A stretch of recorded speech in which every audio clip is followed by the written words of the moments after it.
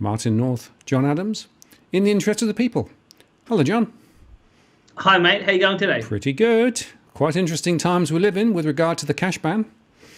Yes. So this is probably our first episode that we haven't been in studio together. So I'm actually talking from Sydney. A lot has happened today about the cash ban that it's worthwhile to update our viewers on. I think the most important thing that is we've had our second political party come out to oppose the government's proposed legislation, and that's the Katter Party. So Bob Katter issued his own press release this morning. So Bob Katter, the member for Kennedy in the lower house, and he I thought it was a very devastating press release, very blunt about what he thought about the legislation. And, there's a particular quote I thought we will just tell the audience, and we'll put it up on the screen. And, Bob Katter this morning, 20th of August 2019 said, quote, "The danger here to our freedom is greater than the danger to our lives through terrorism." And so, some people thought that was a little bit of hyperbole, given Bob Katter who he is and his background. But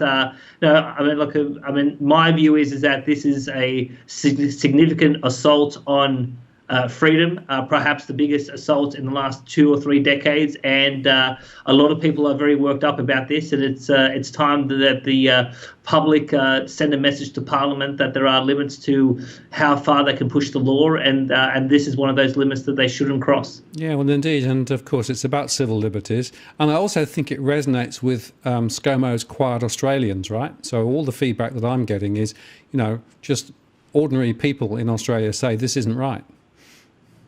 Yep, absolutely. So yes, it's not just the people interested in public policy or particular ideologues. No, look, the average citizen has a conception as what does it mean to be an Australian, and what basic freedoms that we have. And obviously, for nearly 2 centuries, we've prided ourselves of being more freer than other parts of the world. And obviously, this is a very regressive step. And a lot of Australians are very shocked and appalled that the government could even be contemplating such a move. Yeah, and of course, it's also quite interesting that the media now have started to pick it up. Okay, it's post the closing date for submissions, but at least now there's a little bit more a focus from the media. Indeed. So yes. So this morning we had a flurry of activity in the press, and it was led off by a piece by the ABC. So business journalist Nassim Kadem wrote a piece she's a business journalist. She wrote for ABC Online. Now she's been watching our show. I spoke to her on the phone late last week, and we've been trading some notes. And obviously she was aware of our 2-part series in the beginning, and then I sent her our interview with Malcolm Roberts. So, without sort of saying too much, I think our reporting led the way, and it obviously sparked the interest of certain journalists in the press. And obviously, to her credit, she wrote a piece, and that got a lot of activity this morning. And so from that, there was other reporting, the Daily Mail online, the New Daily, News.com, the Associated Press. So now we're starting to get greater circulation about this issue. It's interesting. I had an email in the last few days by a viewer who spoke to, I think, one of their relatives about this issue, and they were just shocked that this was even on the table. And the relative said, "I don't know anything about this. It wasn't on the TV. I haven't heard it in the news." Well, so obviously, hopefully it now is in the news. And this morning I was invited to go on ABC Local Radio Perth, and I was on at lunchtime on ABC News 24. This afternoon I'll be on ABC Local Radio in Adelaide. And so obviously it's the 24-hour media cycle, and I'll milk it for what it is, and try to get the message out there. And I basically made 3 points. One is this is an attack on economic freedom and civil liberties. 2, the government has not presented sufficient evidence that this cash transaction ban will meet its policy objectives around the black economy. And I've sort of spoken about Professor Friedrich Schneider from the University of Linz, Austria, and we've spoken about his 2017 paper. And then obviously point 3, where I had the ability to talk about negative nominal interest rates and the cashless society. and the broader war on cash and the IMF technical working papers, and where we are in the economic cycle. I've made those points, and I've said, this is not a conspiracy theory. There are sufficient international academics and elite economists talking about the need to abolish cash to make negative interest rates work, and we've quoted those sources, and those sources are legitimate. And the Australian establishment and the mainstream media can't ignore that. The RBA a week and a half ago said that they are ready to launch unconventional policy if the rest of the world goes unconventional. Philip Lowe said in front of the House Economics Committee that he doesn't want to do unconventional, but if forced, he will. Well, every other central bank says they're going to do unconventional. So one can assume by the governor's own logic that if he's forced to, he will. Well, everyone else says they're going to force him. So we will see quantitative easing. We will see nominal negative interest rates at some point. When we go into a deeper, once a recession starts or an economic shock were to commence, and obviously, the role of cash and the demand for cash in the Australian economy will be front and center as people try to avoid charges and negative interest rates from the commercial banks, and obviously these laws will come into effect at that point. And this is one of the points I made this morning, that when you're considering this legislation, you shouldn't be considering in the current environment. You should be considering in the future environment that you and I have been speaking about in the last few shows.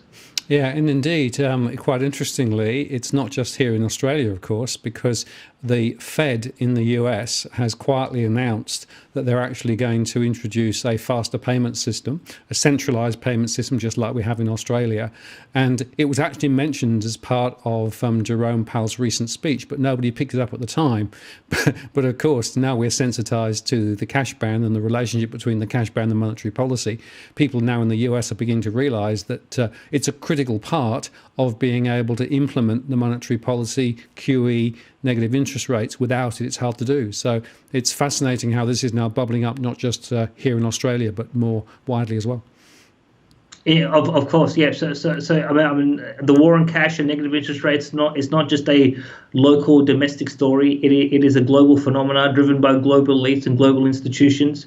And to the extent that we can resist some of these global impulses here in this country, obviously that is what I'm focused on, given that I live here and I've got a family to obviously to look after their interests. And so now, in terms of where to from here, a couple of points to make. ABC Radio Online have a online poll. So why don't we put that poll up there? You and I, Martin, have voted in this poll, and I've put it out on social media. So about a half an hour ago, I checked the poll, and 1,429 voters had voted in the poll.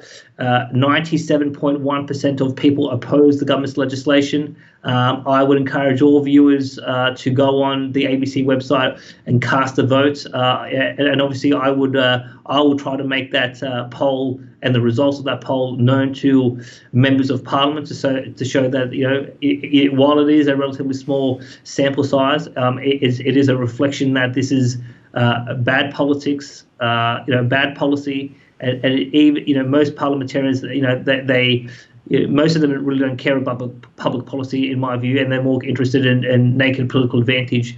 Well, if they're just Machiavellian and tacticians, well, even on that basis, this legislation is insanity.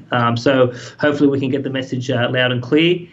Now, I can reveal that that other members of Parliament are being pursued as we speak, and being asked to formally state their position on this legislation. So we may have some more news about players like Sharkey and Wilkie in the lower house, and Labor and the Greens, and maybe Bernardi and the crossbench with Lambie and Central Alliance. So we'll see if we have more news to reveal there. But to those who put in a submission to Treasury, thanks for that. And obviously, Martin, you and I put in our own submissions, and my submission was quoted in the ABC piece, and some of my tweets were shown by the ABC, particularly about our interview with Malcolm Roberts. But the fight I think has just started.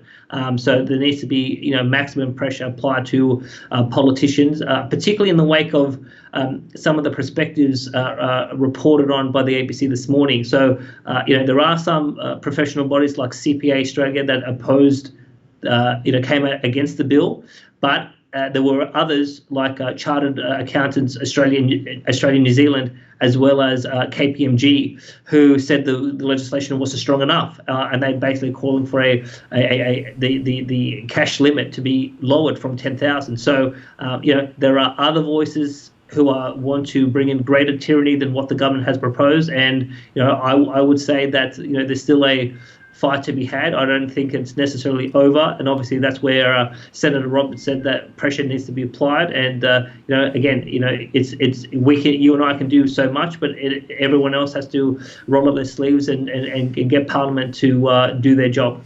Yeah, and indeed, and in the next 24 hours or so, we'll be able to talk more about the change.org petition, which I think is also forming now, and that'll be another lever to pull. So more about that later.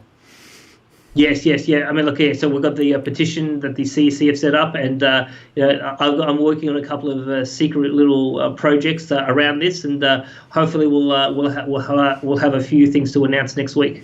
Yeah, and I guess it's just worth sort of standing back and thinking that if you think of what the Interest of the People channel has actually been covering over the last few months, we've actually been generating content that's actually ahead of the news cycle. If you think about the cash ban, if you think about some of the social issues at Mandurah and other places too. So actually, you get it here first. Yep. And I think it's like, I mean, so we've been doing this for a year, and we've had some successes.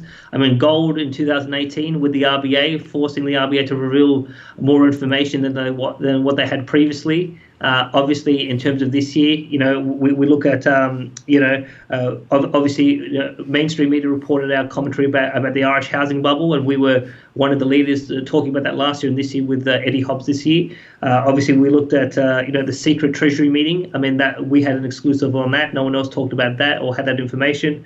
High-rise death traps. That conversation with Edwin, and we've started to see greater commentary on high-rise buildings after our show.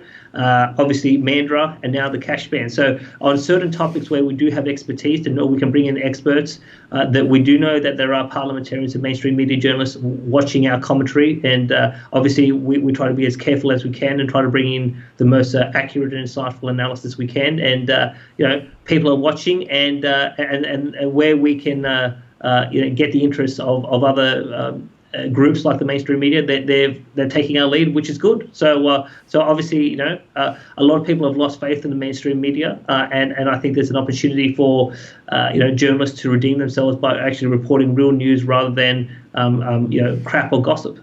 Yeah, well, absolutely. And, as we always say, John, this is in the interest of the people, and it genuinely is, because these are critical issues that will affect many Australians. And as you say, in many cases, the mainstream media are very weak on or late to these critical issues. But at least we will continue our quest to bring the most insightful and careful analysis that we can in the interest of the people. Absolutely. Good to talk to you, John. See you soon. Thanks, mate. All the best. Bye. Martin North, John Adams, in the interest of the people. We'll see you next time.